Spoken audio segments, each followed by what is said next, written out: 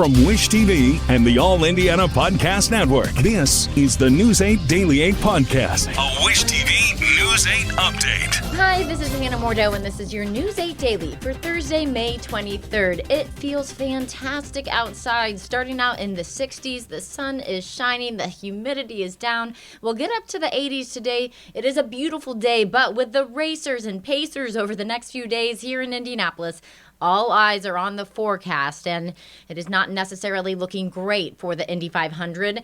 Let's check in with Marcus Bailey for what we hope is a window of opportunity. The two best rain chances we have are the days you wanted to keep it dry, and that is Friday for tomorrow, Carb Day. And then obviously on race day, we also have a pretty decent chance for rain on the holiday, Memorial Day, on Monday. And I'm going to walk you through the timing here in just a bit. And on top of that, we do have multiple chances for severe weather. Today, mainly in the southern part of the state, you could have a couple of hailers and some gusty winds, but most of that's going to stay well south of Indianapolis. Tomorrow for Carb Day, the entire state under some sort of risk. Most of us in the yellow is a level 2 out of 5. All modes of severe weather are in play, damaging wind, large hail. There is an isolated tornado threat. And then the extended here, Sunday, race day, much of the Midwest included in some sort of severe risk. The higher risk right now, southwestern Indiana, and then stretching all the way down to, say, Memphis, western Kentucky, Boot Heel of Missouri, southern Illinois. But again, that's going to be another round of maybe chances for strong to severe storms. Sentencing is today for the man who fired shots at Grand Park in Westfield. Elijah Earl faces up to 7 years in prison after pleading guilty to 3 counts of criminal recklessness. Police say Earl fired toward a coach as he drove away from Grand Park's basketball facility. The shots damaged 4 other cars. Earl was 17 when the shooting happened in November, but was charged as an adult. Earl's sentencing hearing is set to start at 9 this morning. New on Daybreak, fire scorches a restaurant in Noblesville overnight. It's the KFC on Sheridan Road on the west side of town. Noblesville Fire Department handled the blaze and released pictures showing smoke over the familiar Colonel Sanders sign. Investigators have not released a cause, and there's no word yet on how badly damaged the restaurant is or if and when it will be able to reopen. The latest move in the battle over the future of soccer in Indianapolis has the city offering to buy the original site of a proposed new stadium. Yesterday, the city made an offer for the 11-park site to Keystone Development Group, which is owned by the owner of the Indy 11. A letter to Keystone came from Mayor Joe Hogsett's chief of staff. The offer comes after the city announced an effort to bring a Major League Soccer team here to Indianapolis and potentially build a stadium at a different site that's all separate from Keystone and Indy 11. The city says they're making the offer because the 11-park site is where Greenlawn Cemetery used to be. That's where hundreds of early black residents of Indianapolis are believed to be buried. The city has said as many as 650 human remains are still located on 1 acre of the 11-park site. Keystone appeared to dispute that number in a statement issued last night. The company says a team of experts found 87 burials across 6 acres of the former Diamond Chain site. They say the remains were excavated and will be reburied at Mount Jackson Cemetery in Wayne Township. Earlier, a spokesperson for Keystone called the city's buyout offer a last-ditch effort to salvage the bungled rollout of a half-baked idea. Switching gears to the Pacers, Game 2 is tonight for the Pacers and the Celtics. The Blue and Gold need to bounce back after a tough loss in the first game of the Eastern Conference Finals. Wish TV is on the road with the team in Boston. Our Angela Morian caught up with the coach and the Pacers All-Star ahead of tonight's game. Indiana Pacers moving on from the gut-wrenching Game 1 overtime loss to the Boston Celtics in the Eastern Conference Finals. The Pacers have to have a short memory. They played 3 games in the last 5 days, 2 of which were elimination games. That's why it was a major emphasis on this off day to rest and recover. Another emphasis, film study. The Pacers have to fix their pesky little mistakes that impacted Game 1 in major ways. Tyrese Halliburton specifically was not happy with his performance. I was yesterday, very frustrated at myself just because I felt like, I let that one get away. I feel like I was, a big reason for that getting away from us as a group. But I think what I've learned in, this playoff run is that you just got to move on. You know what I mean? The minute you start dwelling on things that have happened in the past, things can get bad. And we understand, we still have another game here. We could go back home with the series tied, and we like our chances at home against anybody. We've talked about the kinds of things that you got to do to move on, and keep going and keep concentrating on the things you want to do and not think about the things that you don't want to do, and keep it as positive as possible. So, this was tough. This was tough last night, no question about it. But we're excited to get back out there tomorrow. Carlisle told me there's a difference between being disappointed and dismayed. His Pacers, purely disappointed and looking to come back stronger in Game 2. Speaking of coming back stronger, Tyrese Halliburton, he is no longer dealing with his back spasms. Carlisle says he is 100% healthy for Game 2. We'll have you covered from the Garden. It tips off at 8. For now, I'm Angela Morian for Wish TV, wishtv.com, or follow us on Facebook for updates. The Indiana Fever are still winless this season. Last night, the Fever fell on the road to the Seattle Storm, 85-83. Caitlin Clark scored a team high of 21 points, but the game came down to the wire with 2 seconds and no timeouts left. Aaliyah Boston tried for a half-court shot and missed. The Fever now travel to L.A. to take on the Sparks tomorrow. Between Carb Day, Legends Day, a Pacer playoff game, and the 500, Indianapolis has 3 straight days of major events. IT-Mate's Cody Fisher looks at IMPD's plan to keep everybody safe.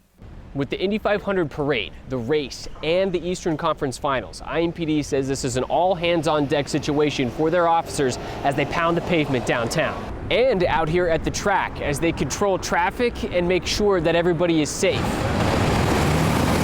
Saturday and Sunday this weekend are canceled days off for IMPD officers. We realize that there requires a heck of a lot more manpower to make sure that we keep our citizens safe on weekends like this. It does take a lot of planning,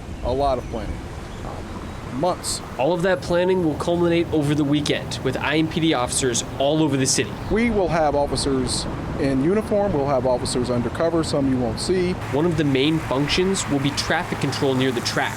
Every vehicle that goes in and out of the track will go through a security check. Our officers will be involved in that. To complicate matters this weekend, the Eastern Conference Finals Game 3 will be on Saturday night. Officers will be dedicated downtown to making sure traffic moves smoothly and people going to the game are safe. IMPD says all of the extra attention paid to the track and downtown won't impact safety in other parts of the city. No effect to our neighborhoods. The citizens, when you call 911, you'll get an officer to show up just like any other day. IMPD says the one thing they need from people coming out to either the track or downtown this weekend is patience. Reporting at IMS, Cody Fisher, IT-Mate, Wish TV, wishtv.com, and follow us on Facebook for updates. Turn 3 is sure to be a spectacle on Sunday for the Indy 500. The Snake Pit is a show within the show. News 8's Colin Bailey is at the track with a preview of the fun. Yes, that's right. You mentioned we're at Turn 3, the iconic Snake Pit. There's going to be over 6 hours of music. We're joined by IMS President Doug Bowles. Thank you for joining us this morning. First, we'll start off with this. Can you just talk a little bit about the Snake Pit? It's been one of our best recruiting tools to get fans under the age of 30 here. So we'll have an EDM concert on race morning while the race is going on. This venue opens at 7, music starts about 8:15 and rolls through the end of the race, basically. We stop it a little bit so they have to watch pre-race and they see the last 10 laps of the race, but otherwise it's those 5 artists come in here. It's a blast, and it's almost 25,000 young adults under the age of 30 listening to some music. And one of the things people have been looking at as we look forward to Sunday is the weather. Is this a rain or shine event? Yeah, absolutely. It's like a normal concert. Even if the race is not going on, the concert will continue to go on. The only thing that would stop the concert would be lightning or something like that. But if it's just a little bit of rain, these artists will come on. And most of the kids that are going to be here, they'll be having a good time. They'll be fine to be wet, having a good time listening to Griffin and Excision and the rest of the bands. And looking forward to tomorrow, Carb Day. Big day as well. How excited are you? And talk to our viewers about that. Yeah, Carb Day is that last day before we really get going. Everybody gets excited about it. It's a little bit of on-track action. Cars on track for about 2 hours.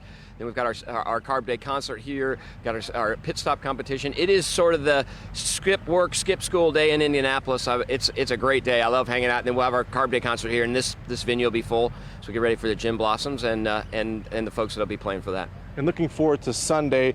We're 4 days out. It's crazy to think that. How excited are you, and what are you expecting fan-wise out here? Well, right now I think it's going to be the biggest crowd we've had since 2016, even bigger than last year. We've got a little under 5,000 tickets remaining. You and I were talking. It's just the only ones left really are the lower section here between turns 3 and 4. So that's going to be great. I can't wait. I know we're all watching the weather.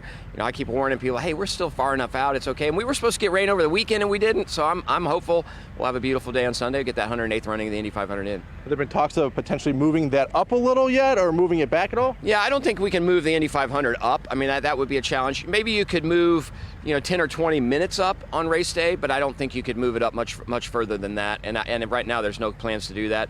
We have started talking about contingency plans if we have to move to Monday, but only high level. We'll really pay attention to that probably tomorrow as we start getting a better idea of how these storms are coming together, as all the models decide to agree with each other, and then maybe we'll have a better chance of figuring out what it looks like. But right now, I'm hopeful we'll get in on Sunday. Me too, I'm hopeful. Thank you for joining us this morning. I appreciate it. Hopefully that weather, like Doug just mentioned, holds off and we can get a clean running of the 108th Indy 500. We'll have team coverage all morning long there, and the Snake Pit especially. The gates open at 7 a.m. and things kick off at 8:15 in the morning. But for now, at the Indianapolis Motor Speedway, I'm Colin Bailey for Wish TV, wishtv.com, or follow us on Facebook for updates.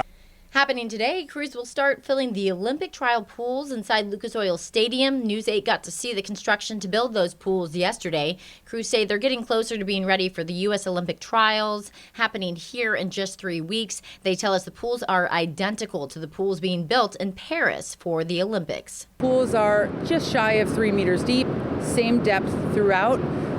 With zero current, zero flow, right? It needs to be a perfectly still pool, certainly. Trials start on June 15th. They last for 9 days and nights. More than 1,000 athletes will fight for 52 spots on the U.S. Olympic swim team. Now to your business headlines. Jane King reports that daily and near-daily marijuana use is now more common than similar levels of drinking in the U.S. That's according to an analysis of a national survey data over 4 decades. Alcohol is still more widely used, but 2022 was the first time that this intensive level of marijuana use took over high-frequency drinking. That's according to the study's author, Jonathan Calkins, a cannabis policy researcher at Carnegie Mellon University. Jane also reports that existing home sales unexpectedly fell in April as higher mortgage rates and house prices weighed on demand. The National Association of Realtors on Wednesday showed inventory increasing last month to a 2.5-year high. Entry-level homes remained scarce. Home sales have stumbled as interest rates remain high and there are fewer homes for sale. Apple says The Miseducation of Lauryn Hill is the top album of all time. But that's causing a lot of controversy on social media. Michael Jackson's Thriller was the number 2, and posts say it should be at the top as people will still be listening to it 200 years from now. Abbey Road by the Beatles was 3rd, another one that many thought should have been at the top. This has been your News 8 Daily from Wish TV. I'm Hannah Mordeau. Watch us on wishtv.com and follow us on Facebook for updates.